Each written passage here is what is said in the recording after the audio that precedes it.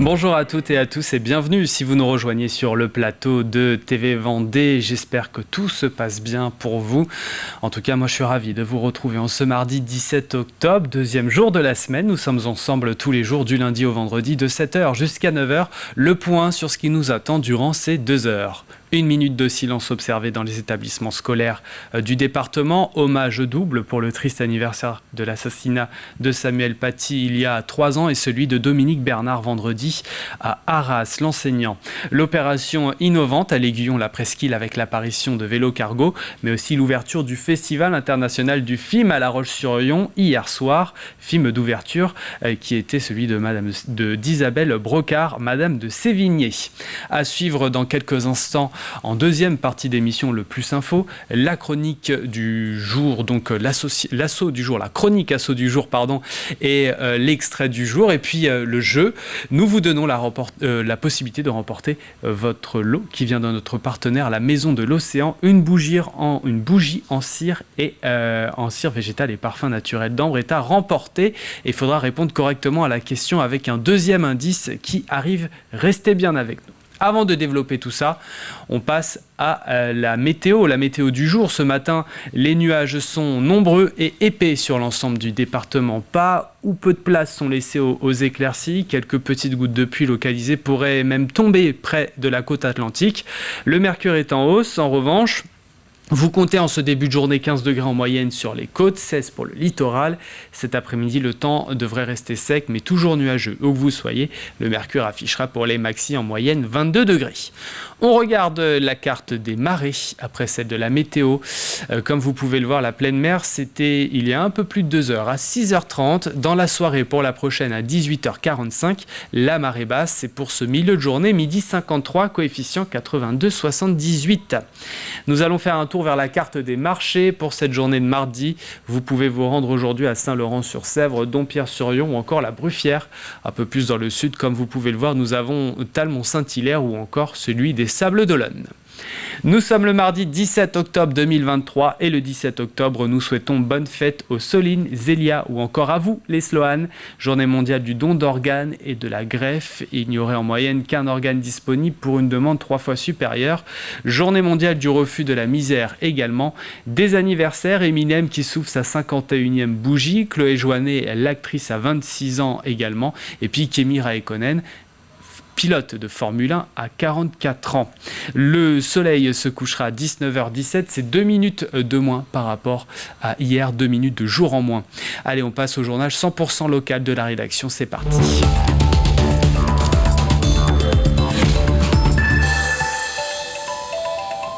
1 minute de silence a été observée dans les établissements scolaires de Vendée hier. Le plan Vigipirate est rehaussé au niveau urgence attentat. Une nouvelle fois, et après 3 ans jour pour jour de l'assassinat de Samuel Paty, l'école a été confrontée au terrorisme.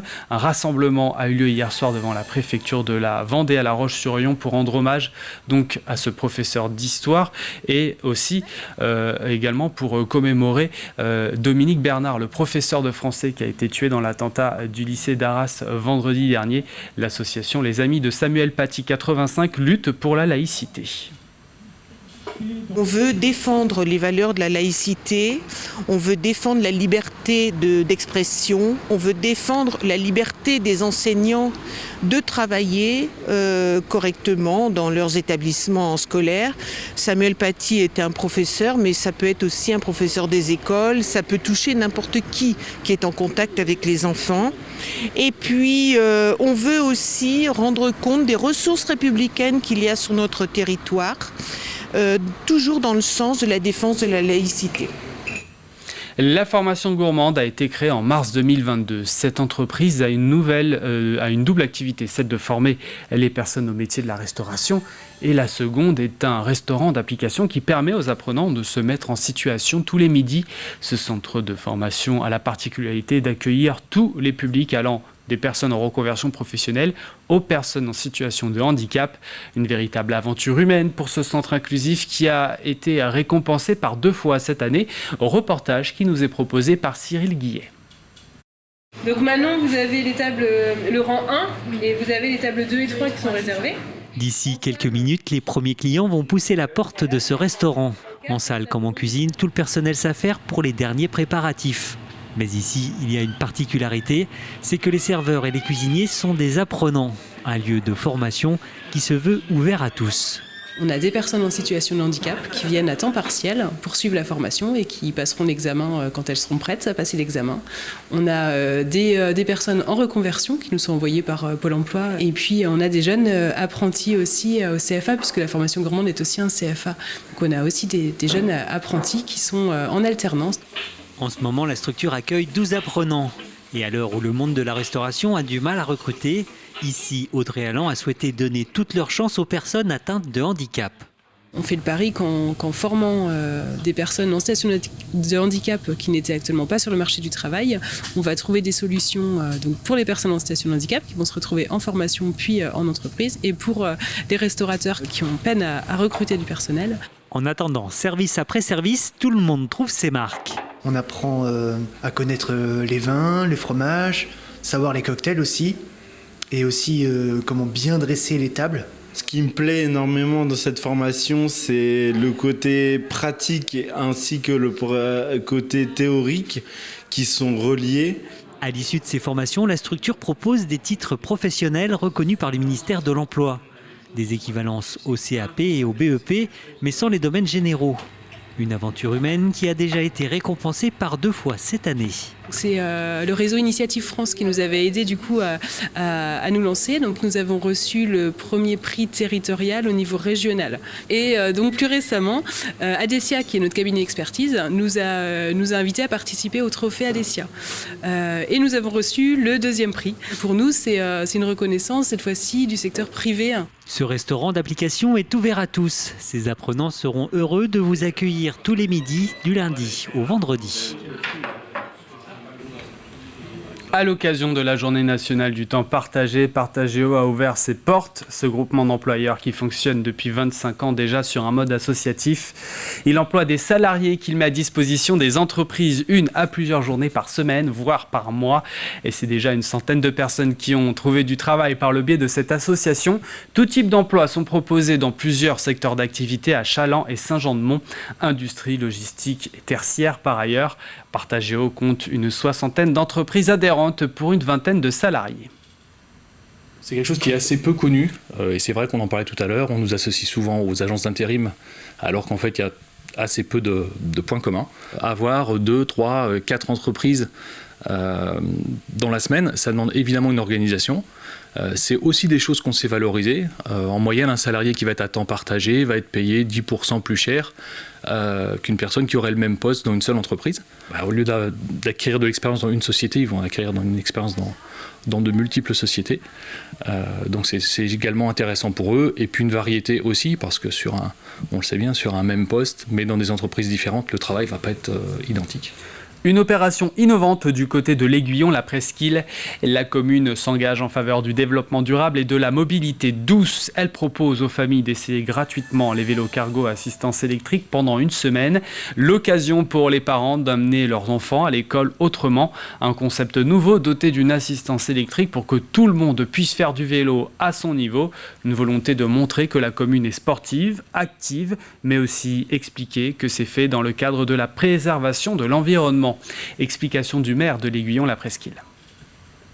Alors la volonté de développer la mobilité douce ici, et notamment le vélo, et puis aussi la circulation piétonne et la sécuriser, c'est pas d'aujourd'hui, c'est pas un événement d'aujourd'hui, ça fait longtemps qu'on travaille là-dessus, à tel point qu'on a concouru à ce qu'on appelle à Vélo 2. Nous avons été lauréats de ce concours qui nous a permis à la fois d'avoir des subventions pour embaucher un technicien dédié, et puis aussi développer tout un plan, ce plan à Vélo 2 sur la commune qui durera 3 ans. C'est parti pour le Festival international du film de La Roche-sur-Yon. Jusqu'à dimanche, 140 séances sont programmées avec près de 100 films présentés. 7 jours où le 7e art est à l'honneur. Les organisateurs ont noté un record de vente de places à l'ouverture de la billetterie. L'événement attire chaque année plus de monde. 30 000 personnes sont attendues au cours de la semaine. Hier soir, le film d'ouverture qui était présenté en avant-première, c'était celui de Madame de Sévigné d'Isabelle Brocard, la directrice artistique artistique du festival. Charlotte Serran nous en dit plus. Depuis l'ouverture de la billetterie la semaine dernière, on a enregistré d'ailleurs notre record de prévente au jour 1 de la billetterie. Donc voilà, espérons que ça continue sur sa lancée. Le public est au rendez-vous, les salles sont déjà bien pleines. Et sur la programmation, en effet, plus de 100 films, dont 50 premières françaises. Des films qui sont très attendus. Le public du festival aura la chance de découvrir notamment le Lion d'Or du Festival de Venise, Pauvre créature de Yorgos Lanthimos. Donc voilà, on est très heureux aussi de présenter l'actualité du cinéma contemporain et de présenter les grands films dont on entendra parler demain. Et nous reviendrons sur le Festival international du film à La Roche-sur-Yon demain dans la chronique ciné. Et Saran-Bocage vient de vivre sa 5e édition de la semaine de Villenjoie. C'était la semaine dernière, une commune nouvelle qui en regroupe 4 anciennes et qui souhaite, par ce concept, fédérer tous les habitants. Spectacles et animations ont échelonné la semaine et un nouvel événement s'est ajouté. Un parcours Énigmaville. Muni d'une tablette, le but est de se balader dans la ville et de répondre aux énigmes proposées par l'application. Si les ados n'ont pas répondu présent comme espéré, les familles présentes avaient-elles bien le sourire? Derrière l'idée, il y a cette volonté de pallier la baisse de morale en lien avec l'arrivée de l'automne, période pendant laquelle les jours raccourcissent et où le soleil laisse place petit à petit aux épais nuages et à la pluie. Sujet de Colline Davy. Des sourires et même quelques éclats de rire. La semaine de la joie semble remplir ses objectifs. Cette équipe participe à l'Énigmaville. Munie d'une tablette, le but est de se balader dans la ville et de répondre aux énigmes proposées par l'application. Des jeux, des puzzles, des questions ou encore le tournage de la vidéo la plus drôle possible. Je veux le J, je veux le O, je veux le I, je veux le E. Déjà, t'as des énigmes et je passe du temps avec ma meilleure amie qui est dans ma classe. Puis j'aime bien aussi faire ça parce que comme ça, je connais un peu plus les villes. C'est super, il y a du soleil, il y a des copines, il y a le sourire des enfants avec leurs copines. Ouais, et ça permet de découvrir la ville d'une autre manière. Puis entre amis, on va bien rigoler, je pense. En dehors de ce nouvel événement, la ville propose spectacles et autres animations dans les 4 communes déléguées. Si l'objectif de Villenjoie est bien sûr le sourire, le but est aussi de fédérer tous les habitants. C'est tellement agréable de voir un sourire dans la rue. Donc on essaye d'associer aussi les commerçants, les artisans, les entreprises. Les gens sont habitués maintenant. Après, on voit beaucoup dans les réseaux sociaux, les associations ou même les entreprises qui diffusent justement les photos qu'ils ont prises cette semaine-là avec des smileys. Donc c'est assez sympathique. Ça réunit en fait les gens, que ce soit en entreprise, que ce soit dans la rue, que ce soit... Voilà, l'objectif est atteint. Objectif atteint pour les participants du moins. La ville espère maintenant attirer les adolescents, un public moins enclin à se déplacer sur ces événements. La 6e édition sera peut-être la bonne. En octobre, différentes animations sont programmées en première page, opération qui dure 3 ans. Le département de la Vendée, en partenariat avec le ministère de la Culture et de la Communication, la Caisse d'allocation familiale et la MSA, a relancé cette initiative lancée en 2017. Tous les nouveau-nés vendéens des années 2023-2025 se verront offrir le livre de Véronique Joffre, Premier bonheur. L'objectif est de sensibiliser les familles à l'importance de la lecture dès le plus jeune âge et de créer un lien privilégié entre parents et enfants. Un ouvrage bien évidemment gratuit pour tout le monde, quelles que soient les ressources. Ouvrage à retrouver d'ailleurs dans 150 points de retrait en Vendée, surtout des bibliothèques. Premier bonheur, c'est un livre heureux qui parle du bonheur avec un grand B à hauteur de tout petit. Et j'ai voulu mettre en parallèle le monde humain et le monde animal pour montrer qu'on soit un petit d'homme ou un petit d'animal, ce sont les mêmes choses qui rendent heureux et qui font que les premières années de vie sont bercées de tendresse, de belles choses et d'amour aussi. Voilà pour l'actualité, passons maintenant à la météo détaillée de ce mardi. Et ce sont les nuages qui vont dominer, en tout cas ce matin c'est le cas. Il n'est pas impossible que quelques averses localisées tombent proche des côtes. Le mercure remonte, il affiche en ce début de journée 14 degrés à Chantonnay et dans les rues de la Châtaigneraie, 15 pour La Roche-sur-Yon et Saint-Denis-la-Chevasse, 16 degrés à la Barre-de-Mont puis Chaland et l'île d'Olonne. Le plus doux est pour l'île-Dieu avec 17 degrés ce matin, 17 aussi à Luçon. Cet après-midi, le temps devrait rester sec, mais toujours nuageux où que vous soyez. Plus de chances tout de même d'apercevoir de temps à autre quelques petites éclaircies. Le mercure affichera pour les maxis en moyenne 22 degrés. Ça remonte, il va faire plutôt doux, donc au meilleur de la journée. C'est la fin de ce Flash Info. Il est temps de retrouver nos chroniques du jour. Au programme, dans cette deuxième partie d'édition, le Plus Info, avec une résidence à vocation sociale en construction au Sable d'Olonne. Comme tous les mardis, vous retrouvez la chronique asso. Coup de projecteur sur l'association VSA Live Cheerleaders basée à La Roche-sur-Yon.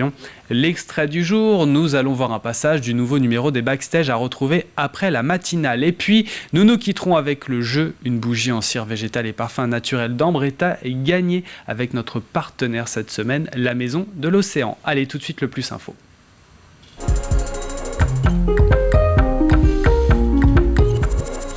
Difficile pour un jeune actif de trouver un logement au Sable d'Olonne. Un nouveau foyer de jeunes travailleurs va être construit dans la ville côtière. 92 logements y seront construits sur un terrain de plus de 6000 m².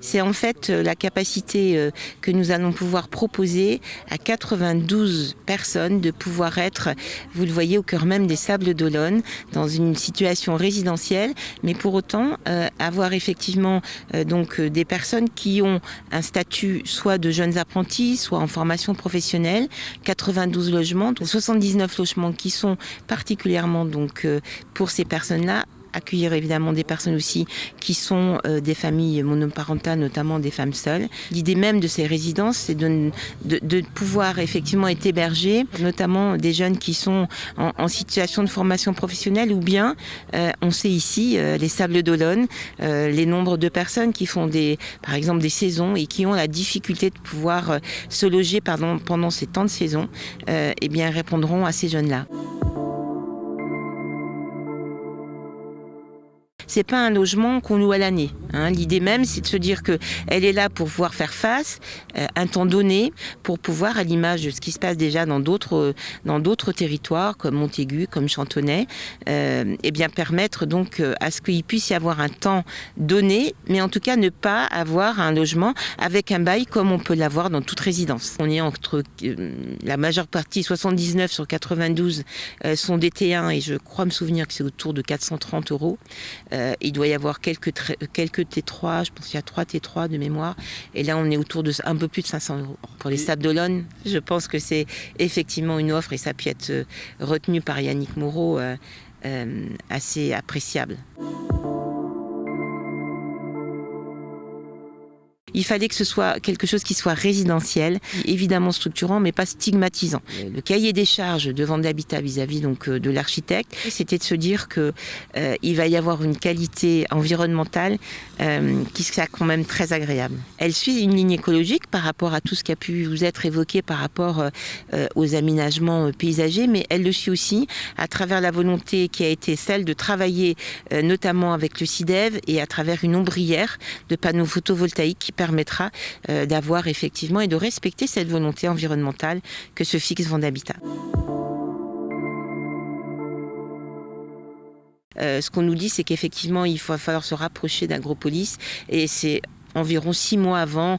On est au printemps 2025 au niveau de la livraison. On peut se dire que fin d'année 2024, les gens pourront déjà se rapprocher d'Agropolis.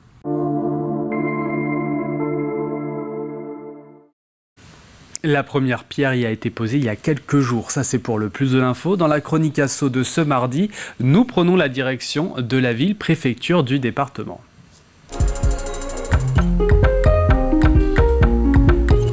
Nous nous intéressons à l'association VCA Live Cheerleaders basée à La Roche-sur-Yon avec Mathis Pires. Sachez qu'on nous recrute pour l'équipe loisir, peu importe l'âge d'ailleurs.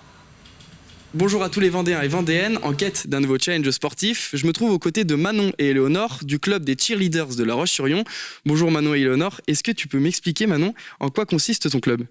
Oui, bonjour. Alors, j'ai fondé le VCE Live en 2017. Donc, c'est une association de cheerleading en compétition. Donc, le cheerleading, c'est de la gymnastique, des sauts, des portées et de la danse. Donc, on évolue en compétition et non en animation comme les pom-pom girls peuvent le faire sur des matchs de tout autre sport.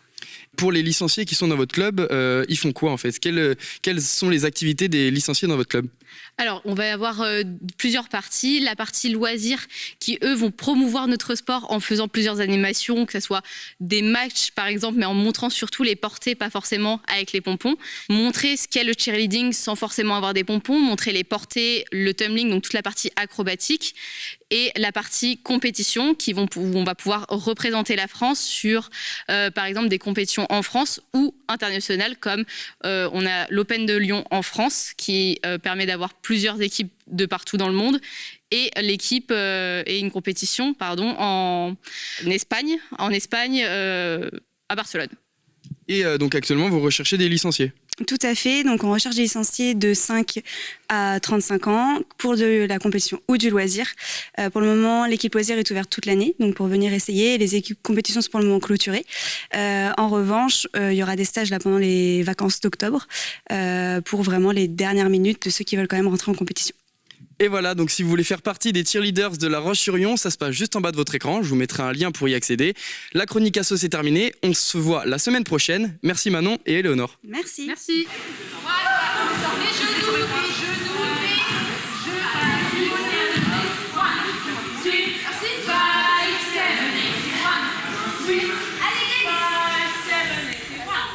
Et voilà, vous avez plus d'informations sur la page Facebook.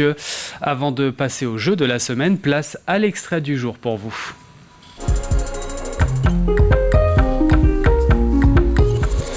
Il s'agit de Backstage avec le Festival des Arts en Vendée. De nombreuses animations seront proposées aux visiteurs. Un atelier enfant, une initiation adulte et des mini-spectacles. Entretien avec Nathalie Beauvais, présidente de l'association et organisatrice de l'événement. Regardez. Bonjour Nathalie. Bonjour David, merci beaucoup de me recevoir. Mais c'est un vrai plaisir de t'avoir auprès de nous. Tu es, avant d'être l'organisatrice du Vendée Art Show, tu es toi-même artiste. Oui, je suis artiste peintre depuis une vingtaine d'années. J'étais auparavant infirmière libérale et pendant environ 10 ans, j'ai cumulé les deux activités jusqu'à devenir uniquement artiste peintre. Tu as fait combien d'années en qualité d'infirmière libérale ? Alors, j'ai été infirmière pendant 30 ans. 30 ans de ta vie professionnelle ? Oui, 30 ans, oui. J'ai adoré ce métier, le contact avec les gens, rentrer dans leur intimité, rentrer chez eux, faire partie de la famille quasiment. Et puis, j'ai travaillé dans une cité HLM, donc il y avait un petit côté aussi social. C'était vraiment un métier passionnant, usant, mais passionnant, vraiment. Et puis, j'ai découvert la peinture tout à fait par hasard. J'ai commencé à peindre dans un petit coin chez moi. Et puis, ça a pris de plus en plus d'importance. Du coup, on m'a fait un atelier. Mon mari m'a créé un petit atelier. Et je suis passée artiste professionnelle en 2012.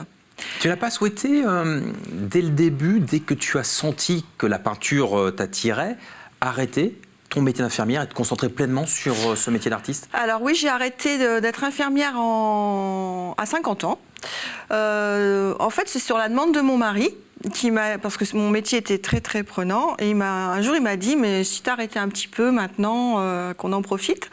Donc ce que j'ai fait, et du coup je vais pu me consacrer pleinement à la peinture, et j'ai pu faire des salons, aller un petit peu partout en France et en Europe et participer à des expositions, voilà. Et ce nouveau numéro de Backstage est à suivre juste après la matinale dans son intégralité. Allez, il est temps de passer au jeu. Tout de suite, je vous donne le deuxième indice.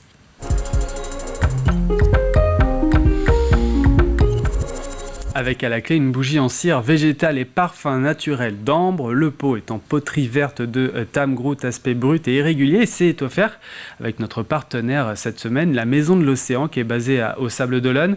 Tout y est fabriqué à la main avec des fibres naturelles. Mais pour gagner ce cadeau, il faut répondre correctement à la question. Nous parlons là de sport et de tennis. Qui a remporté l'édition 2023 de l'Open de Vendée. 5 indices donc tout au long de la semaine. Voici le deuxième. Il vient tout juste d'avoir 23 ans. Si vous avez la réponse, je vous invite à aller sur notre site internet tvvendée.fr. C'est là aussi que vous retrouverez donc l'ensemble des indices pour vous aider. Le troisième arrivera demain, tirage au sort vendredi en milieu de journée. Bonne chance à toutes et à tous. L'info revient à 12h30 sur TV Vendée. D'ici là, passez une excellente journée.